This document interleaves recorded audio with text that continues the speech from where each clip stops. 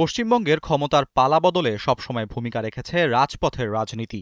স্বাধীনতার পর থেকে কংগ্রেস, তারপর বামফ্রন্ট আর ২০১১তে তৃণমূল কংগ্রেস। আর সেই লড়াইয়ে সামনের সারিতে ছিলেন মমতা বন্দ্যোপাধ্যায়, যিনি জনতার দিদি নামেই পরিচিত পশ্চিমবঙ্গে।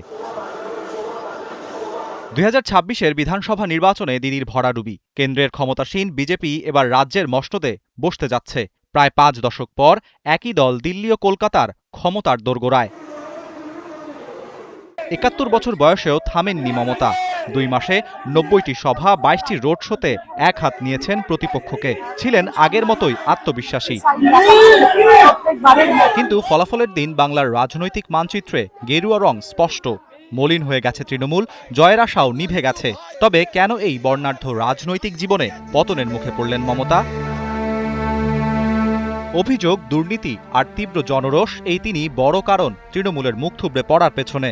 পাশাপাশি হিন্দু ভোটের একত্রীকরণও ফলাফলে প্রভাব ফেলেছে বলে মত রাজনৈতিক বিশ্লেষকদের। চ্যালেঞ্জের মধ্যে অন্যতম ছিল ভোটার তালিকার বিশেষ সংশোধন। প্রায় ৭.৫ কোটি ভোটারের মধ্যে ৯১ লাখ নাম বাদ পড়েছে। এর মধ্যে মৃত ও অনুপস্থিত ভোটার ছাড়াও অসঙ্গতির কারণে বাতিল হয় বহু নাম। মমতার অভিযোগ, বিজেপি নির্বাচন কমিশনের মাধ্যমে তৃণমূল সমর্থকদের নাম কেটে দিয়েছে। এই রাজপথের লড়াকু সৈনিকের উত্থানও ছিল সংগ্রামের মধ্য দিয়ে। ১৯৮৪-তে যাদবপুর থেকে সিপিএম নেতা সোমনাথ চট্টোপাধ্যায়কে হারিয়ে জাতীয় রাজনীতিতে প্রবেশ।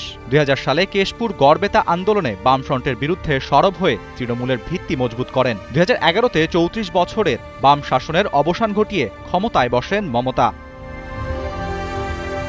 আরাফাত ইসলাম, ৭১।